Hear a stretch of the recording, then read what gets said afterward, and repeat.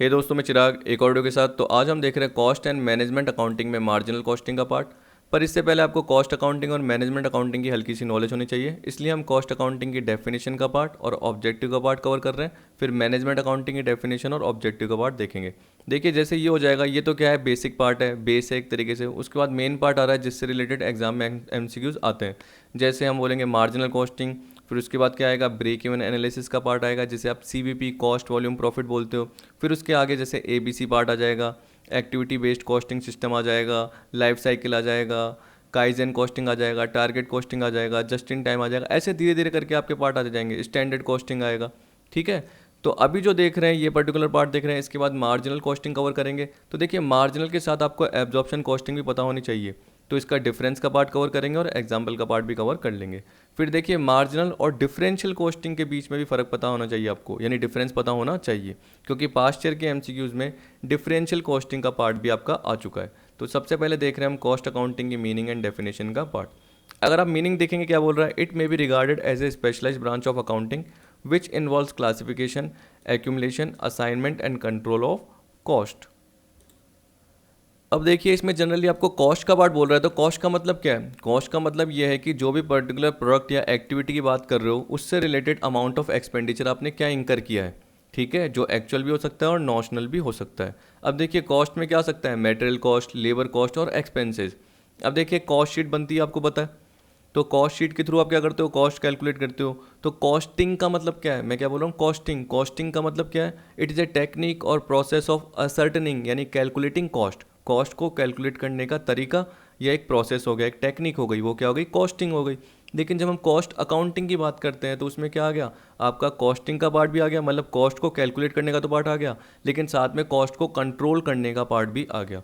Cost को report करने का, प्रेजेंट करने का पार्ट भी आ गया कि उसको आप कैसे प्रेजेंट कर रहे हो। ठीक है, तो वहाँ पे जब भी आप प्रेजेंट कर रहे हो तो आप क्या कर रहे हो, पहले से एक बजट बना रहे हो।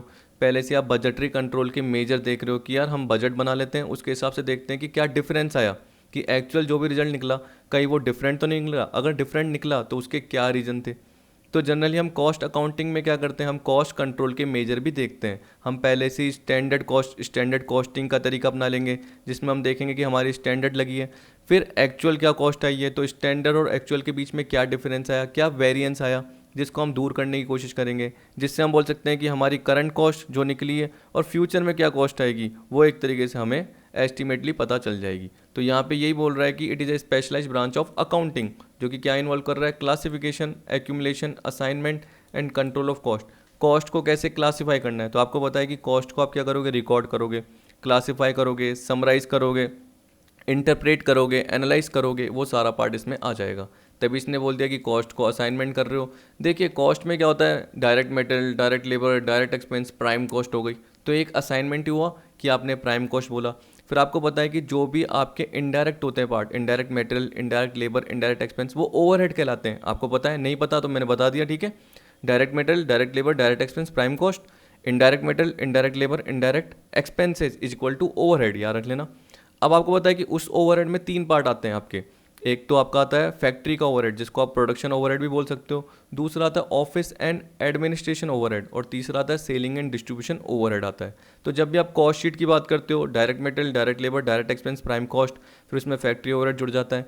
फिर अगर WIP का स्टॉक होता है तो opening stock of WIP add करते हो, closing stock of WIP less करते हो। जनरली ये पार्ट आपने देखा होगा, तो आपकी फैक्ट्री कॉस्ट आती है। फिर उसमें आप ऑफिस एंड एडमिनिस्ट्रेशन ओवरहेड जोड़ते हो। फिर प्लस क्या करते हो, अगर फिनिश गुड्स है जो कि होंगे, तो opening stock of finish goods less closing stock of finish goods, ये करते हो। तो आपकी कॉस्ट ऑफ प्रोडक्शन जनरली ये निकल के आ जाती है। फिर उसमें प्लस सेलिंग एंड डिस्ट्रीब्यूशन करते हो, तो क्या निकल के आता है, कॉस्ट ऑफ गुड्स सोल्ड।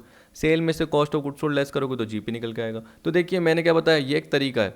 वैसे ही प्रोसेस कॉस्टिंग होती है, ऑपरेटिंग कॉस्टिंग होती है, बैच कॉस्टिंग होती है, जॉब कॉस्टिंग होती है, जिससे आपने क्या करी, कॉस्ट निकाली, और आपने जो बजट बनाया था, स्टैंडर्ड बनाया था, उसके हिसाब से आपने डिफरेंस देख लिया और आप उसको एनालिसिस कर रहे हो, जिससे आप कॉस्ट को कंट्रोल कर लोगे।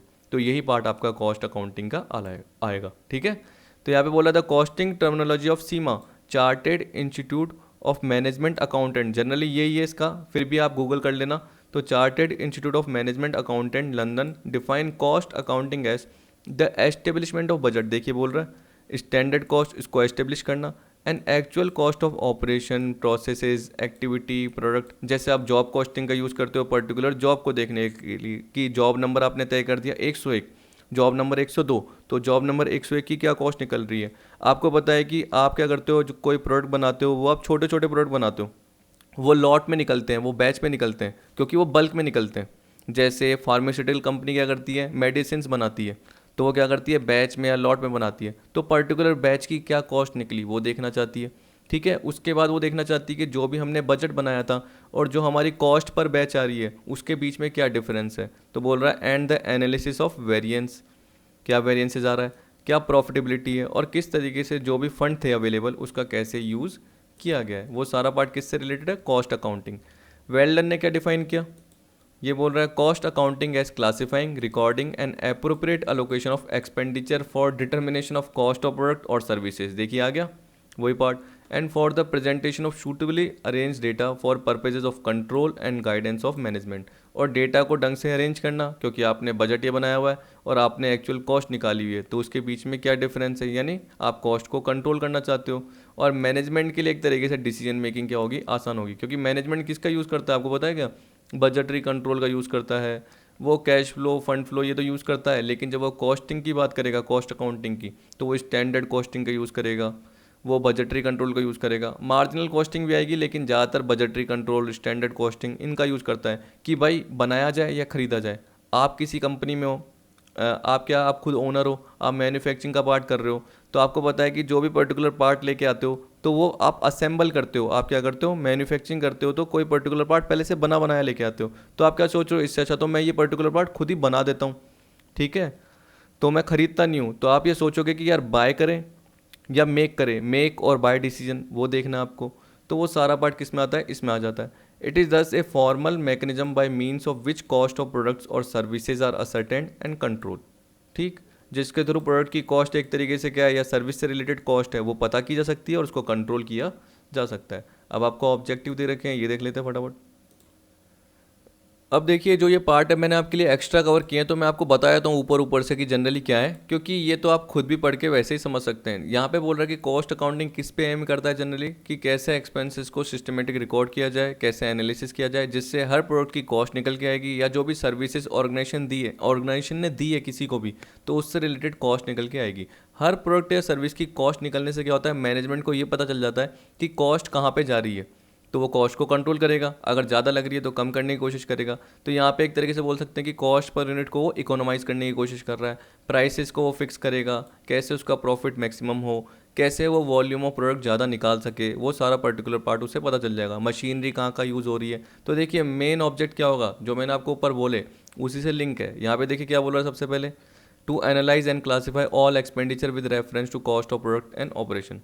तो यहाँ पे वही तो बोल दिया कि प्रोडक्ट की जो भी कॉस्ट हो गई या ऑपरेशन से रिलेटेड जो भी कॉस्ट हो गई, उससे रिलेटेड जो भी एक्सपेंडिचर आ रहे हैं उसको क्लासीफाई करना, एनालाइज करना। तो प्रोडक्ट की जो भी हम बोल सकते हैं कि कॉस्ट निकल गई उसको कैसे क्लासीफाई करना है।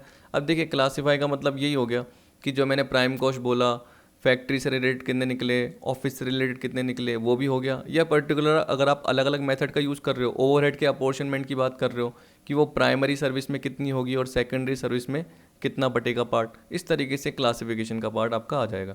सेकंड बोल दिया to arrive at cost of production of every unit, job, operation, process, department, service and to develop cost standard. आप देखेंगे तो आपको पता चला यूनिट कॉस्टिंग भी होती है, जॉब कॉस्टिंग भी होती है, ऑपरेशन कॉस्टिंग भी होती है, प्रोसेस भी होती है, बैच भी होती है, डिपार्टमेंट कॉस्टिंग भी होती है कि पर्टिकुलर डिपार्टमेंट की क्या कॉस्ट आ रही है, हर प्रोसेस की क्या कॉस्ट आ रही है, किसी पर्टिकुलर ऑपरेशन की। जैसे एक होटल मैनेजमेंट का काम है, होटल का काम है, होटल देखना चाहता है कि जो क्लाइंट आ रहे हैं या जो भी एक तरीके से गेस्ट आ रहे हैं, या हम बोल सकते हैं जो भी होटल में कस्टमर आ रहे हैं, वो कस्टमर के हिसाब से क्या कॉस्ट लग रही है या पर बेड की क्या कॉस्ट लग रही है वो भी देखना चाहता है, तो वो अपने ऑपरेशन की कॉस्ट देख सकता है। कॉस्ट पर टन किलोमीटर क्या लग रही है तो वो किसके थ्रू देखेगा, ऑपरेशन कॉस्टिंग के थ्रू देख लेगा। इस तरीके से बहुत सारे पार्ट आते हैं। हर जॉब की क्या लग रही है, यूनिट कॉस्टिंग तो वही कॉस्ट पर यूनिट कि एक पर्टिकुलर प्रोडक्ट को बनाने में क्या कॉस्ट पर यूनिट आ रही है। इस तरीके से अलग अलग पार्ट पे पहुंच सकते हो। Third, to indicate to the management any inefficiency and the extent of various form of waste whether of material, time, expense और in the use of machinery, equipment and tool. तो ये बोल रहा है कि मशीनरी, इक्विपमेंट, टूल को use करते समय क्या एक्सपेंसेस लग रहे हैं, कितना टाइम लगा, क्या मटेरियल आपने यूज़ करा, किस फॉर्म में आपने वेस्टेज का ढंग से, यानी वेस्टेज आपका बहुत ज़्यादा हो गया या उस वेस्टेज को आप कैसे बाद में यूज़ भी कर सकते हो, तो वो सारा मैनेजमेंट को पता चल जाता है। यानी मैनेजमेंट को अपनी इनएफिशिएंसी पता चल जाती है और उसको वो सही करने का काम करती है। ये बोल रहा है analysis of the causes of unsatisfactory result में इंडिकेट रेमेडियल मेजर। तो देखिए ये बोल रहा है कि जो अनसेटिस्फैक्ट्री रिजल्ट आए उसके कारण क्या थे उसको भी एनालिसिस कर रहे हो, जिससे एक तरीके से आपको रेमेडियल मेजर पता चल जाएंगे, ताकि आगे कभी भी आपको दिक्कत आएगी तो आप पर्टिकुलर उस प्लान को यूज़ कर सकते हो और जो भी रेमेडियल मेजर है वो अपना सकते हो। फोर्थ आपको बोल दिया to provide data for periodical profit and loss account and balance sheet at such interval. Generally जो आप कॉस्ट शीट देखते हो तो क्या होता है, वीकली, मंथली, क्वार्टरली, आपके हिसाब से आप बना सकते हो। ठीक, जैसे देखिए आपके 4 जॉब हैं अलग अलग, जॉब 1, जॉब 2, जॉब 3, जॉब 4।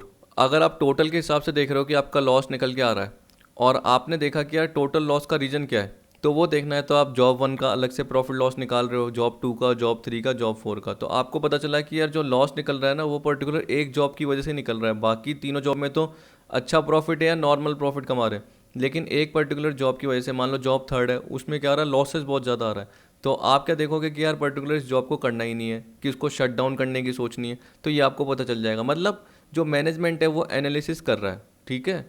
तो वो क्या कर रहा है, वीकली देख सकता है, मंथली देख सकता है, क्वार्टरली देख सकता है। ये नहीं कि उसको ईयर का इंतजार करना पड़े, ऐसा नहीं है इसमें। फिर 5th क्या बोल दिया, to reveal sources of economies in production having regard to methods type of equipment.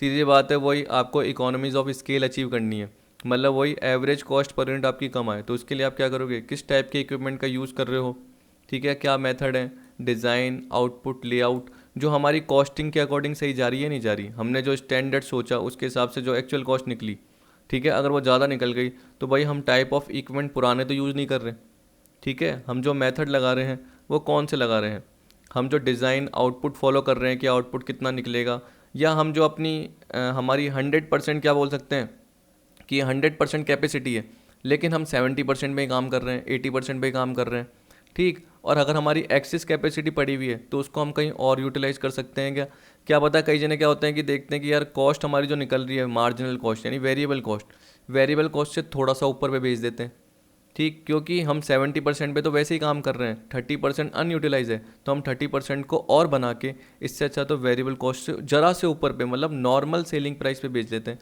क्योंकि हमारा फ़ायदा तो तब भी होगा। तो ये भी सोच सकते हो आप।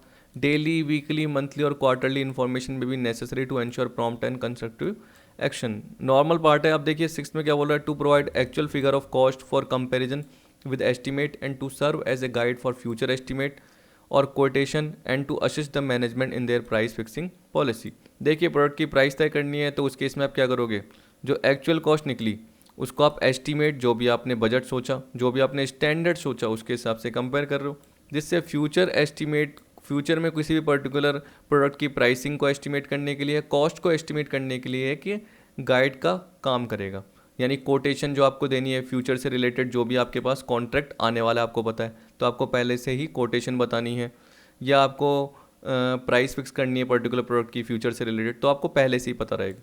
To show where standard cost are prepared, what the cost of production ought to be and with which the actual cost which are eventually recorded may be compared. देखिए वही वेरिएंस की बात कर रहा है। आपको पता है कि आप मेटल कॉस्ट वेरिएंस निकालते हो, लेबर कॉस्ट निकालते हो, ओवरहेड से रिलेटेड निकालते हो, सेल से रिलेटेड निकालते हो कि आपका सेल्स मार्जिन वेरिएंस क्या था। तो आप देखना चाहते हो कि जो आपका प्रॉफिट हुआ वो हुआ जो आपने स्टैंडर्ड सोचा उसके हिसाब से हुआ या नहीं हुआ, तो आप कंपेयर ही तो कर रहे हो। तो आप स्टैंडर्ड कॉस्ट को किससे कंपेयर कर रहे हो, एक्चुअल कॉस्ट से कंपेयर कर रहे हो, ठीक। To present comparative cost data for different period and various volume of output. वही आपको पता चल गया कि देखिए अलग अलग, यानी पिछले आपको पता है कि 4 साल में आपने बजटरी कंट्रोल के लिए बजट अलग अलग बनाए हुए थे, तो आपको अलग अलग आउटपुट पता चल गया कि हमने ये बजट बनाया था और एक्चुअल रिजल्ट क्या रहा। तो आप एक तरीके से कंपेयर कर सकते हो। या आप बजट क्या देखोगे, आपको पता है कि पास्ट परफॉर्मेंस क्या रही थी, उसके बेसिस पे हमें कैसे पर्टिकुलर बजट तय करना है, क्या हमें वॉल्यूम ऑफ आउटपुट तय करना है, तो आप पहले से ही तय कर लोगे।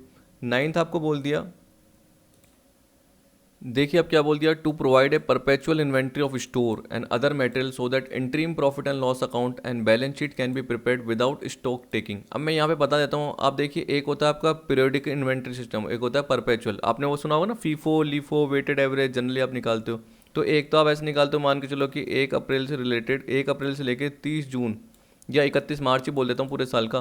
तो 1 अप्रैल से लेकर 31 मार्च के दौरान आपने कितना मेटेरियल एक तरीके से परचेज किया और उसको कितना आपने आगे इशू किया।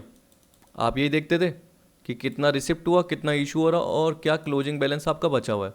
फीफो में generally first in first out, जो पहले आया पहले गया।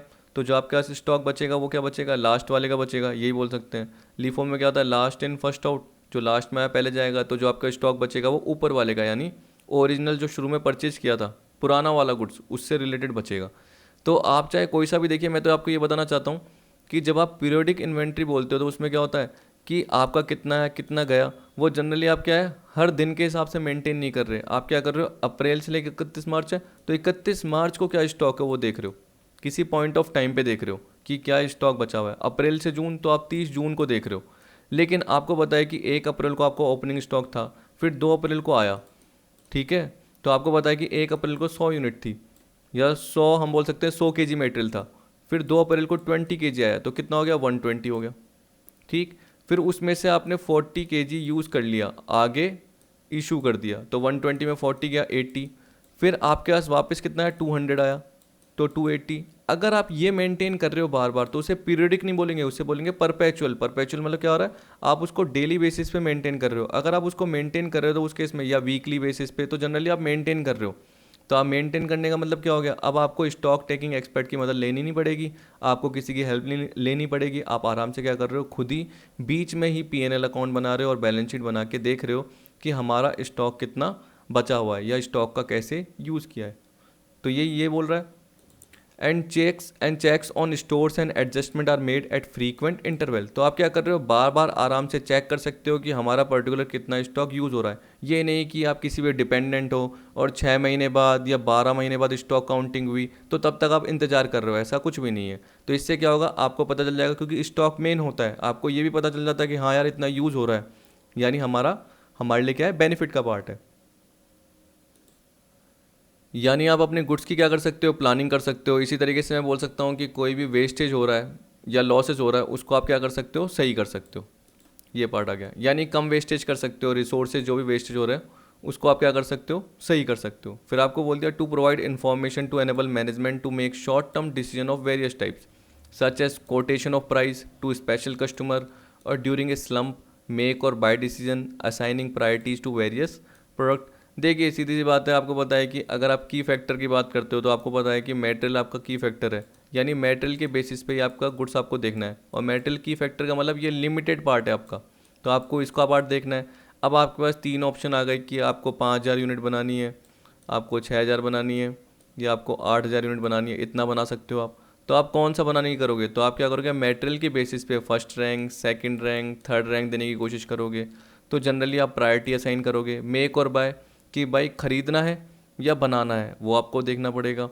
ड्यूरिंग ए स्लम्प, आप किसी पर्टिकुलर यूनिट, आपकी 4 अंडरटेकिंग है, एक अंडरटेकिंग लॉस मेकिंग है तो आप उसको बेचना चाहते हो क्या, आप प्राइस क्या कोट करोगे, ये सारी इन्फॉर्मेशन किसको पता चलनी चाहिए, मैनेजमेंट को। तो मैनेजमेंट एक तरीके से short term decision making in particular approaches के थ्रू कर सकता है, क्योंकि वो वेरिएंस भी देख रहा है, मतलब एनालिसिस कर रहा है कि जो हमने कंपेयर किया एक्चुअल डेटा को बजटेड डेटा के साथ या स्टैंडर्ड के साथ, तो डिफरेंस पता चल गया, ताकि एक तरीके से कॉस्ट से रिलेटेड डिसीजन मेकिंग आपकी आसान हो जाएगी। अब देखिए एलिमेंट ऑफ कॉस्ट का पार्ट देख रहा है, इसमें आपका आ गया मटेरियल, लेबर और अदर एक्सपेंसेस आ गया। तो देखिए मटेरियल, लेबर और एक्सपेंस बोलिए, सीधी सी बात, इसमें direct indirect, direct indirect, direct indirect. जब भी मैंने डायरेक्ट मटेरियल, डायरेक्ट लेबर और डायरेक्ट एक्सपेंस बोले तो वो क्या पार्ट है, प्राइम कॉस्ट का पार्ट है, देख सकते हैं आप, ठीक है। और जब भी मैंने इनडायरेक्ट बोले, इनडायरेक्ट बोले, इनडायरेक्ट, तो उसको मैंने क्या बताया, ओवरहेड बोलते हैं। अब जनरली मैंने उसमें क्या बताया था, 3 आते हैं, इसने 4 बोल दिए। पर 4 क्यों बोले, क्योंकि देखिए इसने क्या करा, प्रोडक्शन या मैन्युफैक्चरिंग ले लिया, फिर मैंने ऑफिस एंड एडमिनिस्ट्रेशन बोला था जो कि ये है, फिर मैं सेलिंग एंड डिस्ट्रीब्यूशन को एक साथ बोल देता हूँ, इसने अलग अलग कर दिया, सेलिंग ओवरहेड, डिस्ट्रीब्यूशन ओवरहेड। हमें इतना डिटेल में पार्ट देखना नहीं है, क्योंकि हमारा जो पार्ट है वो मेन क्या है, मार्जिनल कॉस्टिंग का है। तो यहाँ तक अपना हो गया। अब जो बचा वो क्या बचा, मैनेजमेंट अकाउंटिंग का थ्योरेटिकल पार्ट है। देखिए इसमें टाइम ही लगता है। देखिए जो ये मैनेजमेंट अकाउंटिंग है, नया कॉन्सेप्ट है, ये मान के चलिए कि 1950 से ही जनरली पता चला था। तो ये क्या है, एक मीटिंग हुई थी Anglo American council, the management accounting team of Anglo American council on productivity defined management accounting as the presentation of accounting information in such a way to assist management in the creation of policy and in day to day operation of an understanding. देखिए सीधी सी बात है, अगर मैं आपको बोलूँ कि कैश फ्लो मैनेजमेंट की बात कर रहा हूँ, फंड फ्लो की बात कर रहा हूँ, इन्वेंट्री मैनेजमेंट की बात कर रहा हूँ, ठीक है, डेटर्स या रिसीवेबल मैनेजमेंट की बात कर रहा हूँ, वर्किंग कैपिटल मैनेजमेंट की बात कर रहा हूँ, जो कि जनरली आप चैप्टर पढ़ते हो ना, तो उसी को सोच लीजिए। जैसे जब भी आपने मैनेजमेंट अकाउंटिंग सोचा कि बीकॉम में हमने पढ़ा था, हाँ sir element of financial management नाम से हमारी बुक थी या हमारी मैनेजमेंट अकाउंटिंग नाम से बुक थी, तो जनरली उसमें आपने क्या देखा, रिसीवेबल मैनेजमेंट, डिविडेंड पॉलिसी, ये सारा पार्ट पर्टिकुलर देखा। तो मैनेजमेंट क्या कर रहा है, जो भी अकाउंटिंग इन्फॉर्मेशन है उसको यूज़ कर रहा है। तो अकाउंटिंग इन्फॉर्मेशन का प्रेजेंटेशन इस वे में हो जो कि मैनेजमेंट को सहायता प्रदान कर सके, असिस्ट कर सके, किससे रिलेटेड, कि मैनेजमेंट पॉलिसीज़ बना सके और उनका डे टू डे ऑपरेशन का काम आसान हो सके। तो जनरली वो मैनेजमेंट अकाउंटिंग में आ जाएगा। तो देखिए अब उस केस में कॉस्ट अकाउंटिंग से रिलेटेड जो पार्ट है उनका भी यूज़ कर सकते हैं, उनके मेथड को भी यूज़ करते हैं। जैसे मैंने आपको बोला मार्जिनल कॉस्टिंग, पर मार्जिनल का इतना यूज़ नहीं होता, ज़्यादातर बजटरी कंट्रोल और स्टैंडर्ड कॉस्टिंग का यूज़ मैनेजमेंट कर सकता है। ठीक है, तो वो भी आपका आगे आएगा, मेरे हिसाब से ऑब्जेक्टिव में आएगा तो सही कहीं ना कहीं। तो यहाँ बोल रहा है अकॉर्डिंग टू सीमा, वही chartered institute of management accountant London, management accounting is an integral part of management concern with identifying, presenting and interpreting information use for.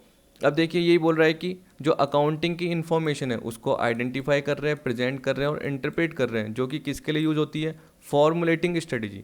तो देखिए आपके पास डेटा पड़ा हुआ है अकाउंटिंग का, अकाउंटिंग की रिपोर्ट पड़ी हुई है, जैसे मैंने आपको बोला ना कि बजटरी कंट्रोल, स्टैंडर्ड कॉस्टिंग, जिसके थ्रू आप कंपेयर कर रहे हो। तो वैसे ही मैनेजमेंट फंड फ्लो यूज़ कर रहा है, कैश फ्लो स्टेटमेंट यूज़ कर रहा है, तो वो देखा। उसके बाद उसने देखा कि यार स्ट्रेटजी कैसे फॉर्मुलेट करनी है, फ्यूचर की जो डिसीजन मेकिंग का पार्ट है वो आसान करना है, planning and controlling activity, decision taking, optimising the use of resources, resources का ढंग से यूज़ हो रहा है या नहीं हो रहा, फालतू के लिए डेट का बहुत ज़्यादा यूज़ कर लिया, इक्विटी का यूज़ क्या अगर कम किया तो उसका ढंग से यूटिलाइज़ किया जाए, वो सारा पार्ट आपको पता चल जाएगा। फिक्स एसेट्स कौन कौन सी परचेज की गई है वो पता चल जाता है। वैसे ही वर्किंग कैपिटल मैनेजमेंट में वर्किंग कैपिटल का यूज़ कैसे किया, डिविडेंड पॉलिसी वाले में बताएगा कि डिविडेंड कैसे आपने बांटा। आप एक ग्रोथ फर्म हो तो आपको डिविडेंड बांटने की ज़रूरत नहीं है, आप एक डिक्लाइन फर्म हो तो आप डिविडेंड बांटोगे, नहीं तो इन्वेस्टर छोड़ के चले आएगा।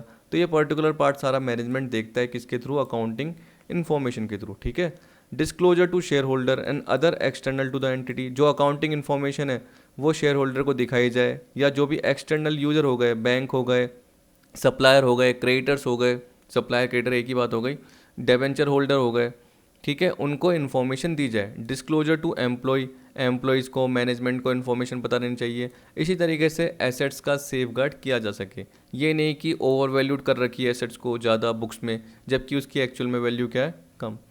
फिर आपको दे रखा है ऑब्जेक्टिव क्या है, वही सबसे पहले to formulate planning and policies. अब देखिए वो एक गोल सेट करना, पॉलिसीज़ बनाना, यानी एक तरीके से फोरकास्टिंग का काम इसमें आ जाएगा। तो जो आपके पास इन्फॉर्मेशन अवेलेबल है उसके बेसिस पे क्या करोगे, आप फोरकास्ट करोगे, गोल पहले से सेट करोगे, पॉलिसी बनाओगे और उस हिसाब से आप क्या करोगे, अल्टरनेटिव कोर्स ऑफ एक्शन लोगे जो भी आपने प्रोग्राम बनाए हैं उससे रिलेटेड।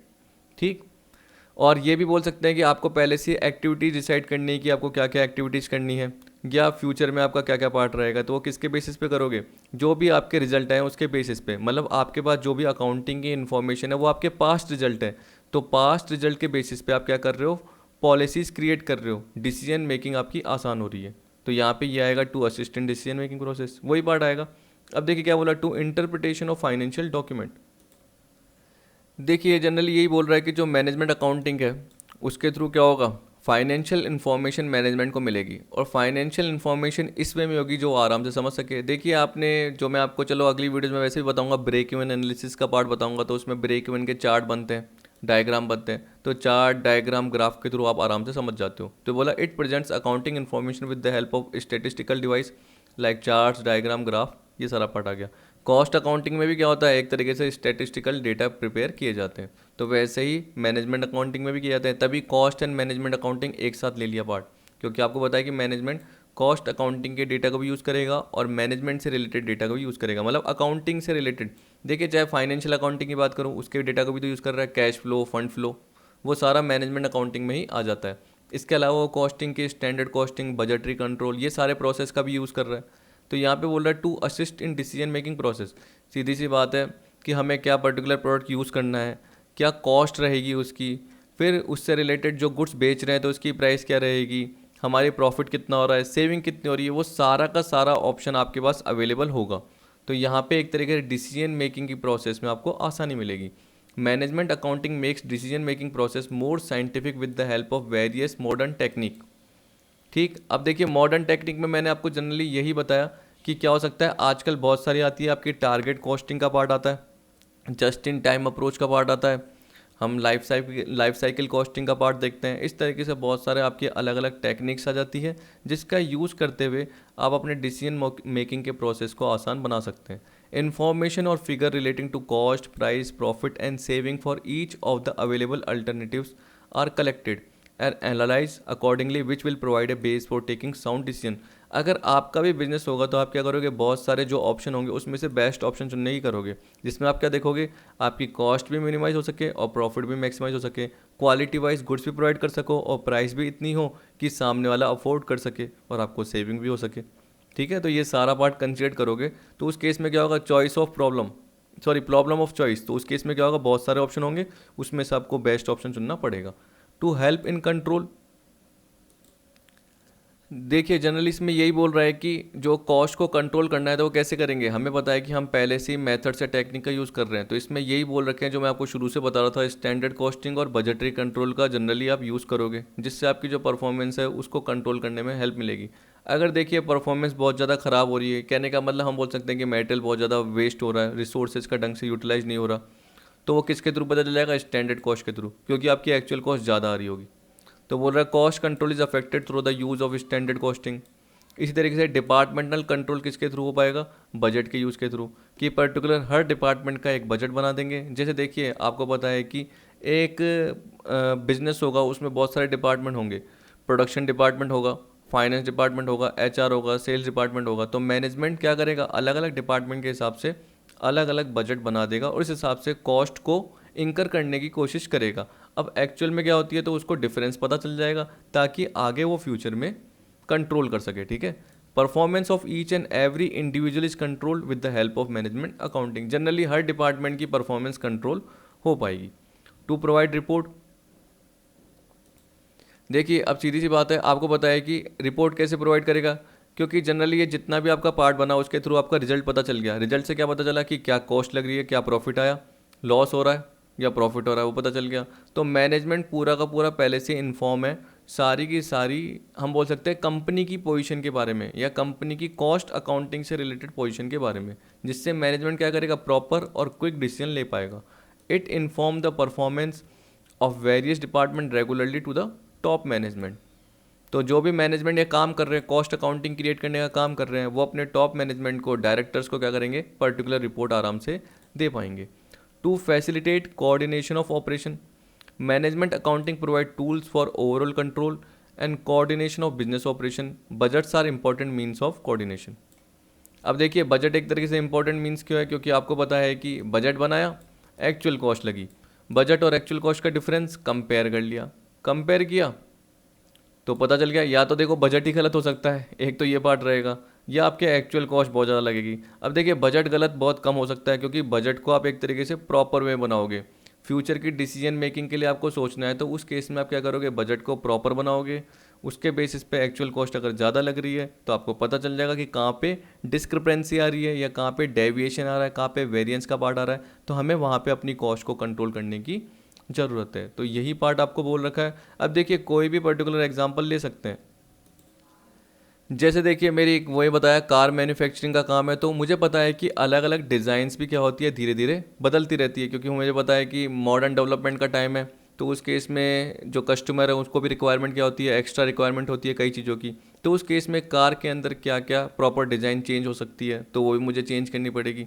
तो मुझे पता है कि जो मैंने बजट बनाया उसके अकॉर्डिंग वो फिट बैठ रही है नहीं बैठ रही, तो मेरी कॉस्ट कितनी लग रही है, फिर मैं उसकी पर्टिकुलर सेलिंग प्राइस क्या रखूँगा, तो वो सारा पार्ट मुझे डिसाइड करना है। तो मेरे जो भी ऑपरेशन होंगे वो कोऑर्डिनेट हो पाएंगे। अब देखिए अपना जो पार्ट बचा हुआ है वो marginal costing and break even analysis के पार्ट में मार्जिनल कॉस्टिंग का है। तो मैं क्या कर रहा हूँ कि मार्जिनल कॉस्टिंग का पूरा एक साथ वीडियो बना दूंगा, क्योंकि फिर देखिए आधा पार्ट रहेगा, फिर मैं आपको बताऊँगा। तो अभी इतना ही काफ़ी है। मार्जिनल कॉस्टिंग का पार्ट अलग से बनाएंगे, फिर ब्रेक इवन एनालिसिस का अलग से बनाएंगे। मार्जिनल कॉस्टिंग का चाहे कितना भी बड़ा बन जाए, लेकिन एक ही वीडियो में सारा पार्ट कवर कर लेंगे, जिसमें क्या आएगा, मार्जिनल कॉस्टिंग क्या है, मार्जिनल कॉस्टिंग और एब्जॉर्प्शन कॉस्टिंग में क्या डिफरेंस है और उसका एग्जाम्पल, और साथ में मार्जिनल कॉस्टिंग और डिफरेंशियल कॉस्टिंग में क्या सिमिलरिटी है और क्या डिससिमिलरिटी का पार्ट है। मार्जिनल कॉस्टिंग के एडवांटेज भी आ जाएंगे, लिमिटेशन का पार्ट भी आ जाएगा, मेरे हिसाब से फीचर्स का पार्ट भी इसमें आ जाएगा। एडवांटेज नहीं तो फीचर्स और अजम्पशंस का पार्ट तो इसमें है ही है। ठीक है, तो आई होप अभी ऊपर का पार्ट तो आपको समझ में आया होगा। तो वीडियो देखने के लिए थैंक यू।